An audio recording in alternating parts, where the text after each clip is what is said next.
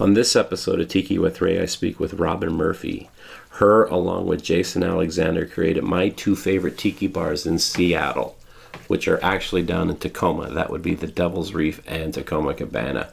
I get her story about how she started making coffee and how it turned into making tiki drinks.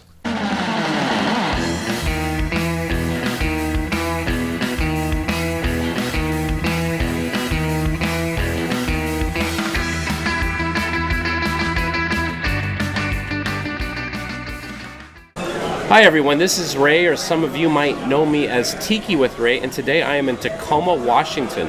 I am at the Devil's Reef, which is a new tiki bar that opened up, literally 3 weeks ago? I think this will be our fourth or fifth weekend. And Robyn Murphy, along with Jason Alexander, are the owners and the builders of this tiki bar. You actually built this place by hand. Yes. Like, this is all... Painstakingly. Like, you actually made this and all that? Yep. And you painted this painting, is that right? I wish. I made the frame. So, that says a lot. The fact that... I only took off my finger like twice. Oh my gosh. That says something, that the fact that you literally made a bar by hand. Yes.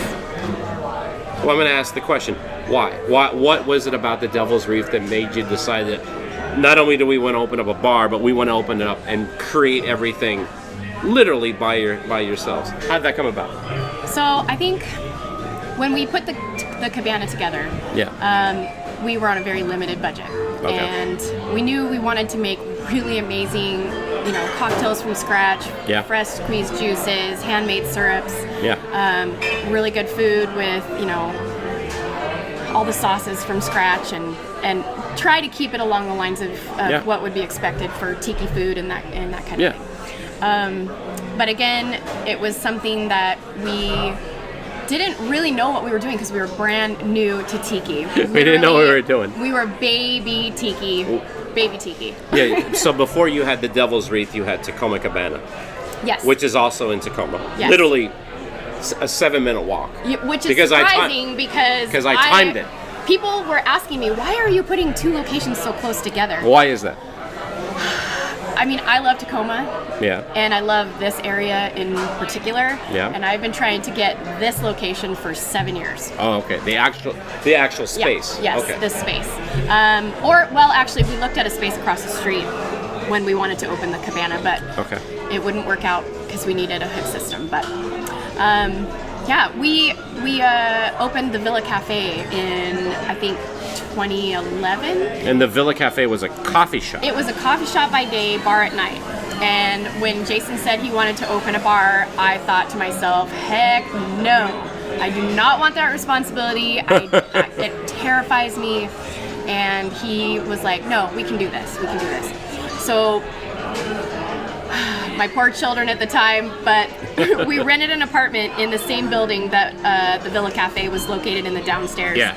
And so it was almost like my kids' living room. Wow. Or dinner, they'd come down for dinner or whatever. Yeah. But I was working 17-hour days.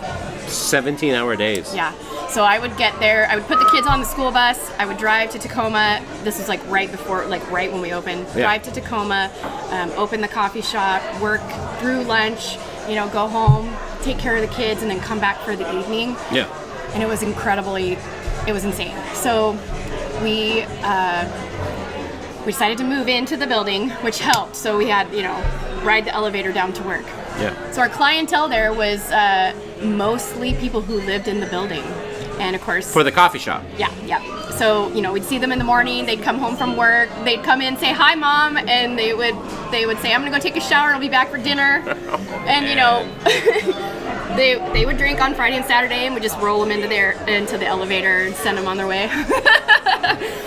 So... Hold on. Well, if you were a coffee shop, that means you had to get up early. Yes. Because you want to give people their coffee before they go to work. Right. So that means you had to get up early and do that. Well, that's the reason why you open up a bar. I know. Because you can open it up later. I learned. It took me a little while. So we kind of decided, hey, at some point, we're like, let's just do the dinner and the bar. Okay. So Jason's mom passed away. we went with his dad to the Big Island of Hawaii to celebrate her life. Amazing woman, I will tell you that. Okay. And so we went, just looking for fun things to do at night, and we walked into a tiki bar. Okay. And most places in Hawaii, the drinks are not super great. So we sat down, kind of, what is happening here? Let's try a few things. And Jason had his first zombie. Okay. Made by Bryce Gennardi at Okole Maluna Tiki Bar. Okay. And he was instantly hooked. And so I think he had his first real Mai-Tai. Everything was made from scratch. Really good rums. And what about you? Did you like those drinks? I did, actually, and I was pretty excited about the food. But the whole time we're like trying to hang out together, and we're like this. What? Google, I love you. What is in that? Wait, who? Wait, Beach Bumberry. Okay, let's order his book. Yeah. Oh, really? It was like that then? Yep. So we were on this trip. We went there probably 2 times a day. Drank twice a day? Twice a day, if not more. We tried all of the and I'm not a big drinker, so I mostly took care of Jason while he tried everything. Robyn is not a big drinker. Not a big drinker, it's a little drinker. But that experience at that tiki bar in the Big Island, was that much of a push for you to say, let's do this ourselves? Yes. So he was obsessed. We were both obsessed. I was obsessed with the art, with the artists, with the handmade, Whitco, anything. I just sucked it in. I was like a dry sponge. We had looked at a few places in Tacoma to try and do a tiki bar on our own. And the first place was up on 6th Ave, and it fell through, which I was kind of glad about. Okay. It just wasn't the right place. Yeah. And still really wanting to do it. We parked out front of the cabana, before it was a cabana. Yeah. And we were going to go to happy hour at the Matador and, just hang out. Happy hour at the Matador is amazing. $4 nachos. Oh. And it's huge. So good. I got to plug all my favorites. Yeah. So Matador, whoever owns that place, if you're watching, if you want Tiki with Ray to do a little sponsorship thing, I'll sponsor you. I love it.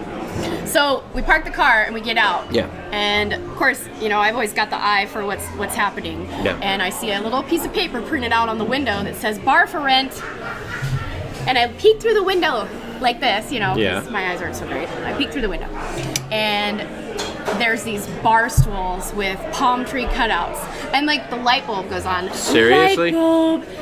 And it was right before this new tiki craze happened. So we actually, for once, hit the wave before, When did you start seeing the tiki craze starting to hit? When was that?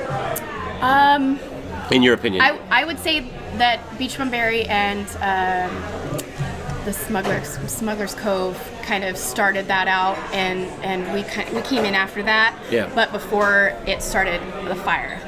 And then we got best cocktails, and Jason got best bartender, and then we got best cocktails again and again and again, and it's been 5 years in a row. And I mean, I don't know what the guy's taste buds are, but they're golden. He's got golden taste buds. Oh my God, yeah. His drinks are great. The first time I came into Tacoma Cabana, I'll never forget. I walked in and it was didn't know nothing about you guys or anything. Didn't know anyone. And I saw Jason behind the bar. Here's this guy. Super intimidating. Little stocky, wearing a fez. Yeah. He's making drinks with an eyedropper. And I'm like, this dude's making drinks and the ingredients requires eyedrops of ingredients. Yeah. And if you have obviously this guy knows what he's talking about. He was a Marine, so, you see him, puts his arms down. He assesses the situation and he goes to war. His handle on Instagram is Tiki Commando. Yes. Yeah. Yes, that is true. And honestly, I became a fan that day, and I've been coming ever since. Yeah. And I live up in Seattle, and it's about a 45-minute drive without traffic, and it's worth it. I kind of got to the point where I wanted to give a new experience to the people who have been with us for 7 years, who sometimes come to the cabana and can't get in, or there's a 2-hour wait. And I really thought by building this space, it would give them more people an opportunity to experience it. Yeah. How are things been going so far with the Devil's Reef then? It's actually it's really blowing my mind. It took us about 2.5 years to get to the same sales level with the Cabana, because Jason was we were building our reputation. And then Devil's Reef opened, and we have less seats here, and it's not surpassed the Cabana yet, but we have a competition on Friday and Saturday. Who's gonna do better? Who's gonna make more cocktails? The thing that I love about it's weird because the Devil's Reef, this space is definitely smaller than Tacoma Cabana, because Tacoma Cabana kind of has different rooms. You have the front bar, the back room, and then there's like a whole other section on the other side. Right. So at first blush, Tacoma Cabana seems smaller. The tables and all kind of feel close together. Yeah. But the interesting thing about the Devil's Reef is this is like more like just one sort of big room, but there's actually less seating, but you have these big booths and stuff like that. So it doesn't feel crowded. Like right now, the bar's packed, but it doesn't feel crowded at all. And I think that is one of the most important things when it comes to a tiki bar. I want to come in and I want to relax. Right. And I've been it's why we did the specific separated booths in the different styles and sizes. Yeah. That because I've been to tiki bars that they'll just jam them in, and it's like I'm not relaxed. I'm stressed out. I want to be able to I love booths. I love to be able to stretch out. Yeah. And I love the Devil's Reef. I mean, this place is incredible. And almost like each booth has a different experience, yeah. which I've done on a couple weekend nights. Been like, okay, you guys done with the spot? You want to sit in another one? Because each one has a different view and different lighting. The one on the end's a little more whimsical. This one is. I could live in here. No. Just give me a mini fridge. I could easily live in here. And this is already relaxed. The building owner made all of this. She was like, I'm gonna make the cushions. Wow. And she and her sewer made all these pillows, and it just added that extra touch of. Yeah, where's the mermaid? Didn't you have the mermaid? Yeah, I got my mermaid. Thanks, Ruby. Yeah, show it to the camera.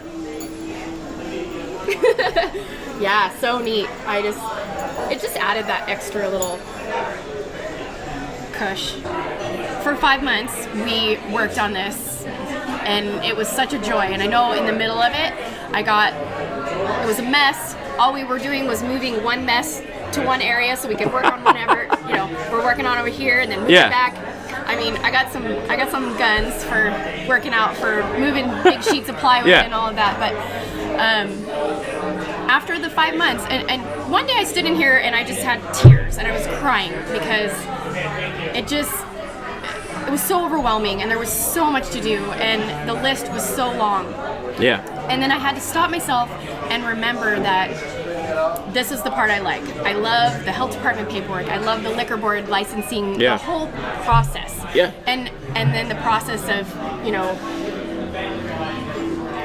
you made? Yeah, grinding away and making the frames and putting up the bamboo and putting up the lighting and putting up these pieces of art that I've been collecting for 3 years and just loving every minute of it. So I stopped and I was like, enjoy the process because we're going to be a month into it and I'm going to miss the process. And I already do. I miss it. I've lived in Seattle since 2002. And this is what I'm seeing. Seattle is becoming very, very expensive to live in. It just is. Yeah. Value of houses have gone up, rent has gone up, and now a lot of people are starting to move out. Yeah. Most of my friends, they all moved out. They don't live in Seattle, so now I have friends in Des Moines. I have friends that live in Everett. I have friends that live pretty much... We actually looked at a space in Des Moines. But I mean, like any place but Seattle. Right. So these people are moving out of the city, right? So now you have someone say they bought a house in Des Moines. Des Moines has a downtown. Burien has a downtown. Tacoma, which is down here. And now people are starting to move out. Well, they still want to go out and have a night on the town. They still want to drink. They still want to have dinner. Right. So it's an opportunity for people to, like yourselves, to open up a bar or a restaurant for these people.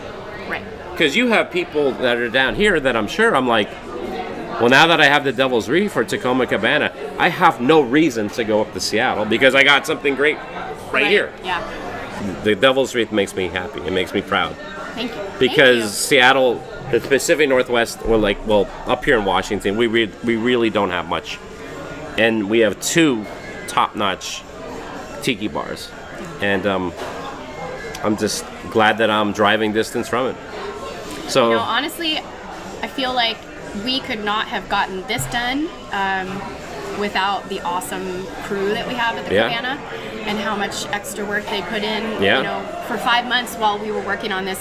I think in the very beginning we were still working there on the weekends. And then all week long, but they really pulled through and got us to this point.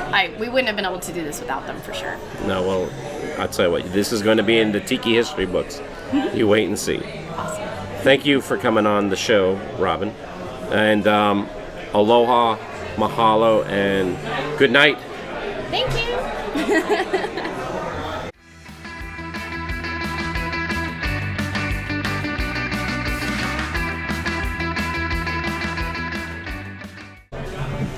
So, Robyn, thanks for coming on the show today. Of course. It's always smart to come to me.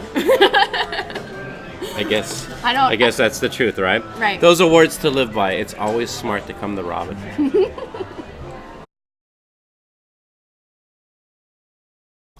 Hey gang, this is Tiki with Ray, and I just want to say thank you very much for checking out my video. I hope you enjoyed it. And if you want to see more episodes, click on the subscribe button. And if you liked the video, give it a like. That would mean a lot to me. And if you have any comments or suggestions, please leave a comment in the comment section below.